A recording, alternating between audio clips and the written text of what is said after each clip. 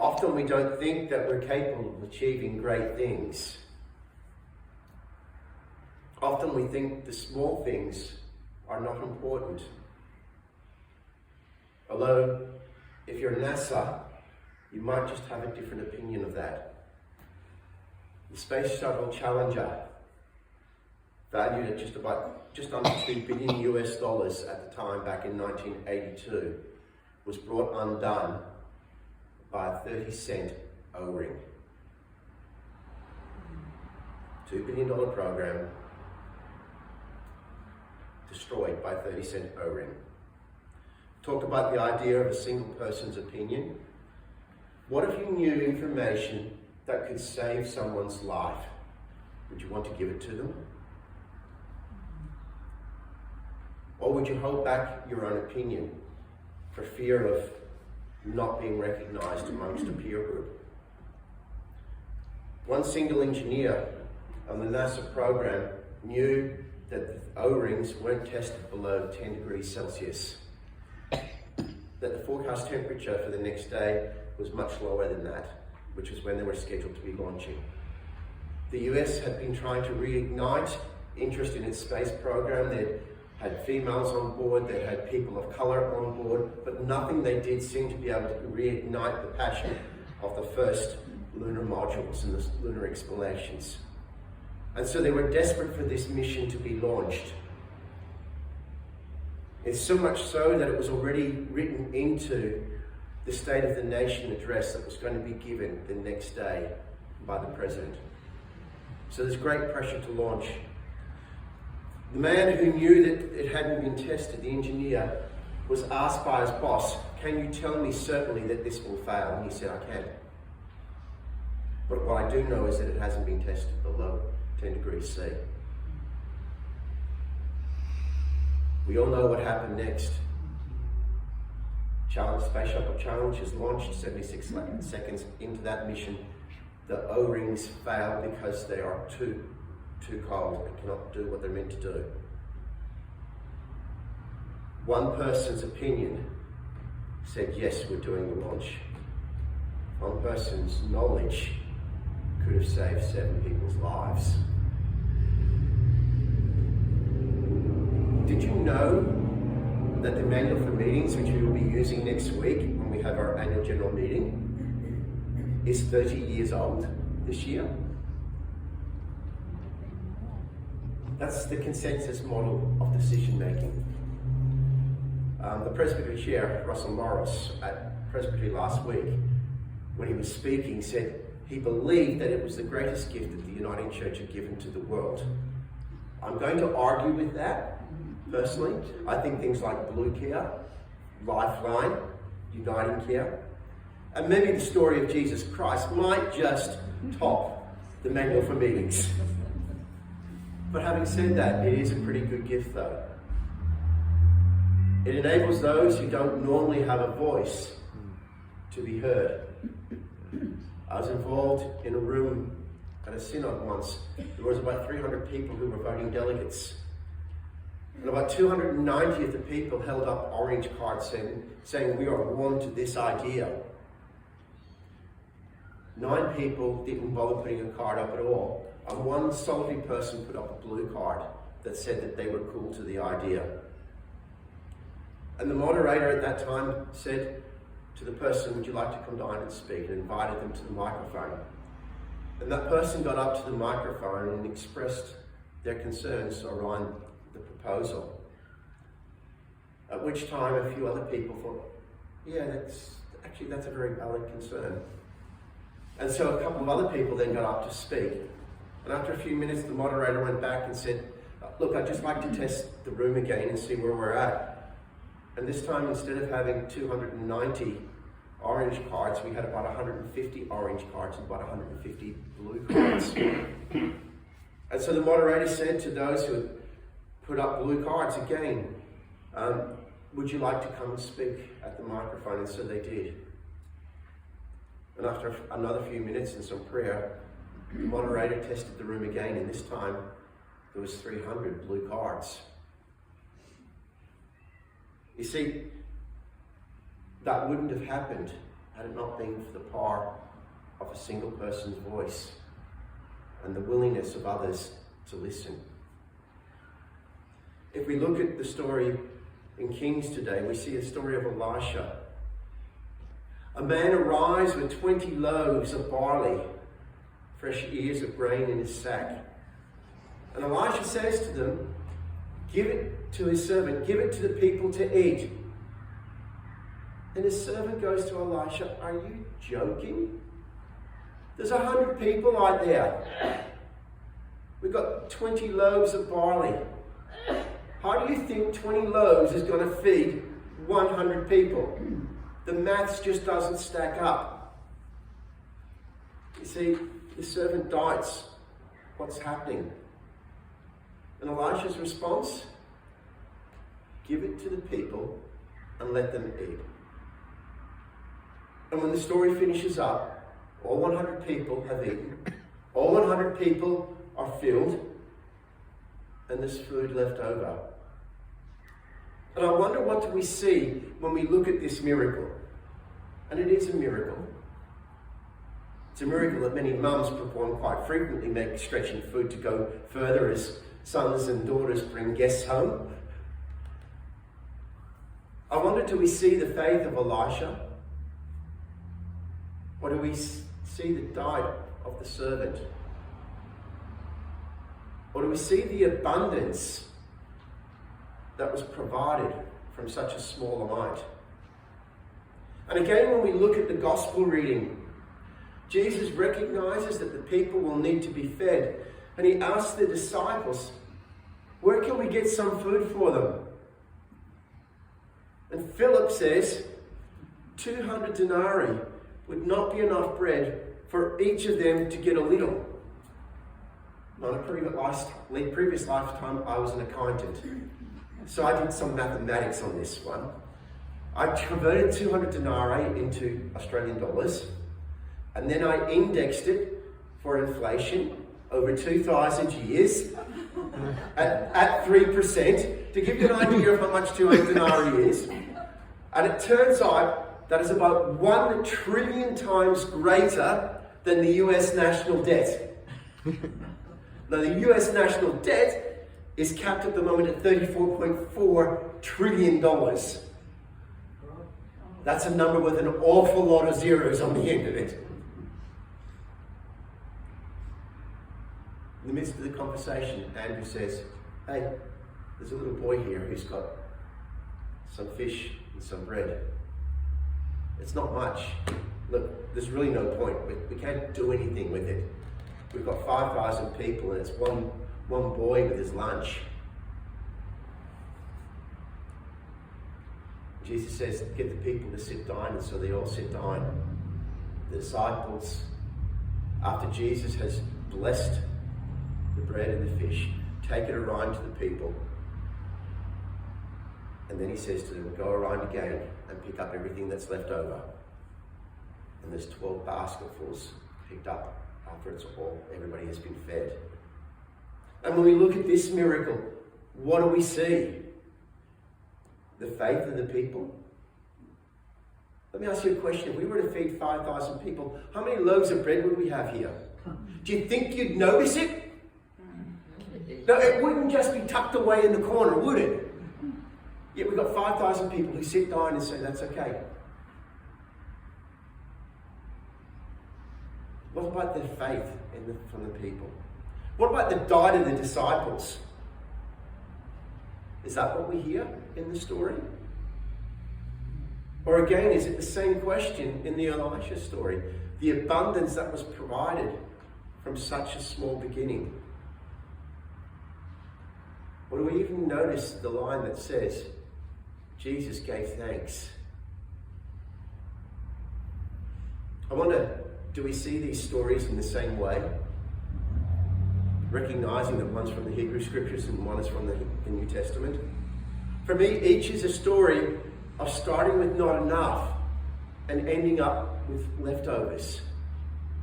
Each is taking what you have, even though it's very little, and offering it to God and saying, please take what I have and use it. And God's response in that is simple. It says that what you've given me is all that I need. In fact, it's more than enough. I want to talk about attitude for a minute. And I wonder, how does attitude play into these stories? You see, when I look at the story, what I find really interesting is that Elisha and Jesus both start from a point of, I can do this. The disciples and the servant start from the opposite point of view that says, you've got to be joking. This is not possible. And I wonder, what's our mentality? Are we people that start out with the, look, we haven't got much, but God's going to bless us and we're going to be, and He'll take what we offer and do amazing things with it? Are we people that go, yeah, too hard for us? After we came out of COVID a few years ago, I was in a wonderful situation where I had 3 different families come up to me and say, can you baptize our children in 4 weeks? And in the second baptism, the parents came up to me. We had about 6 or 8 weeks notice that this was going to happen, because at that stage the church didn't know how to do a COVID-safe baptism. We actually had to work it out and work out what the protocols would be. And so we'd worked out the protocols, we had time to work it out, and one of the parents said to me, look, we've got some friends who live in Melbourne, and we'd really love them to be godparents, but they're in lockdown, they're not allowed up here. And so Neil, in his typical fashion, goes, yeah, we'll work something up, we'll get them involved in the service. And I went to my IT person and I said, look, we've got some people in Melbourne.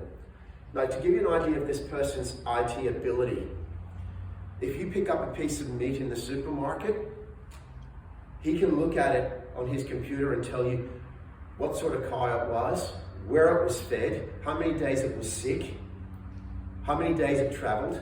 So can you imagine the amount of technology that he's using to do that? This is someone who knows computers. And I said, Des, what I want to do, it's really simple. You know that we live stream every week. He said, yep, we've got that down pat now. I said, that's good. What I want to do is we've got some people in Melbourne and I want to bring them in on a Zoom call at the same time as we're live streaming. And Des is just going, you can't do that. You've got to be joking. The week beforehand, Des and I sat down and we go, let's make this happen. And on the Sunday morning, what we'd done, we set up a laptop up the front of the church. And we connected that laptop to a big computer screen. Big television screen almost. And our live Zoom had a camera. And what we did is we made sure that the camera was a nice tight shot of just the head and shoulders of the parents for the baptism. And so when you looked at the shot that was being streamed, what you saw was the head and shoulders of the parents who were in the sanctuary with me. And the godparent who was there as well. And then beside them was this television screen. And the only way you knew was if you looked really carefully, you would see the black line of the screen. We had it done so well that when the live stream came in from the Zoom call, there was a momentary glitch in the live stream where it just went like that. And you had to be watching to see it happen. If you were watching live, you wouldn't even have noticed it. And these parents were involved, and these godparents were involved. And it all started because we started with the attitude, we can do this. Do you want to jump back to NASA for a moment? Excuse me. You might remember Apollo 13. It was a mission that was launched to go to the moon. And as they were traveling towards the moon, they did some routine maintenance type stuff. And when they did that maintenance, what happened is all of the oxygen that was in the command module meant that it was released into space and they had no oxygen left. With no oxygen left, they needed it for breathing, obviously, but it was also what powered the command module. They could not operate it. So NASA's control center had to work and change its focus. We're no longer going to the moon. Our goal now is to bring our 3 astronauts back home safely. What did they have? Well, they had the lunar module. That was the module that was going to leave the ship, go down to the moon, and then bring them back to the ship. They could use that as a life support system. There was only one slight problem with that. The lunar module was designed for 2 men for 2 days. Their problem was that they had to get 3 men into it, and they needed 4 days to get them home. Mission Control in Houston worked with some other astronauts, with some engineers, and put them all into a room and said, here's what they've got on the ship with them. What we need to do is work out something that's going to get rid of the carbon dioxide that they're generating through their breath and clean it up so that they will actually be able to survive the 4 days to get home. And after 2 days, they were able to generate a solution, which then they were able to relay to the astronauts, who took the stuff that they had on the ship and built what they needed to in order that they could get home. And I'm going to suggest to you that had they been asked to do that without having their lives on the line, that those engineers and those astronauts would have probably taken 2 years to come up with the same solution. And again, what did they start with? Not that the controller of the mission said, we are bringing these guys home. Others are going, we can't do it. But he started from this idea of we can do this. I wonder if anybody can remember what the theme for our visioning day was. Oh, 6 weeks ago and it's already gone. The theme for the visioning day was thriving. Sorry? Thriving or something? Yep. What does it mean to thrive and not just survive? Yeah. Again, it's a very big change in attitude. About 5 years ago now, Project Plenty was launched by the Synod, statewide, and the idea of Project Plenty at the time, speaking with the Gen Sec at the time, was that she wanted to change the church's attitude. And the wording was very deliberate, Project Plenty, recognizing that we have plenty in our churches right across the state. And the idea was to help us recognize just how much we have. To encourage the people of Synod, that's us, to stop operating out of a mentality of scarcity. When it came back after 18 months, it came back and was rebadged as shared life, flourishing communities. And they looked at different things and they said, the thing that came out across the board, whether they were talking to institutions, whether they were talking to congregations in the city or in the middle of the bush, there was something that came out consistently, and that was that the people wanted to be better disciples of Jesus Christ. Cesar Kalinowski, a missiologist from America, says, it seems that nowadays almost no one takes the necessary time to slow down and invest in building meaningful relationships. However, developing mature disciples of Jesus requires time and trust within a relationship. If making disciples could be accomplished in just a handful of hour-long sessions, Jesus would have done it that way. He would have skipped the long walks, the shared meals, and time spent around fires on a beach talking about the Father and his kingdom. An essential aspect of disciple making involves assisting one another in cultivating a practical and useful theology that is applicable in everyday life. So then the logical question for me that follows that is, how can we cultivate a practical and useful theology that is applicable to our everyday life? And I think the stories that we've heard today need to form the basis of that. We have to start from the idea that we have a God of plenty. That when we give to God what we have, even though it seems that it's small to us, that it's more than enough for God. And as I was writing my message, I realized that I'd actually chosen the wrong song to follow my message.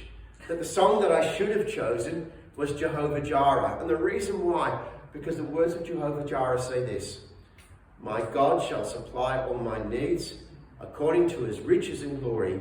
He will give his angels charge over me. Jehovah Jireh cares for me, for me, for me.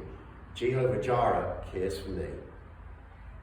It's very easy for us to operate from a place of, who am I? And no one cares about me, not even God. But the words that we read, the songs that we sing, say something very different.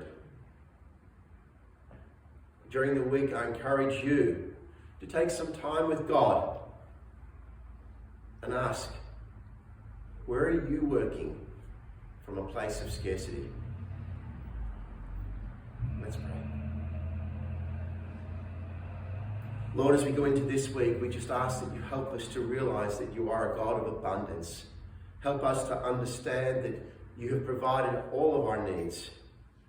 Lord, open our eyes to the opportunities that you give to us each and every day to share the good news of your gospel to those around us here in Tewantin and the Sunshine Coast. In your gracious name we pray. Amen.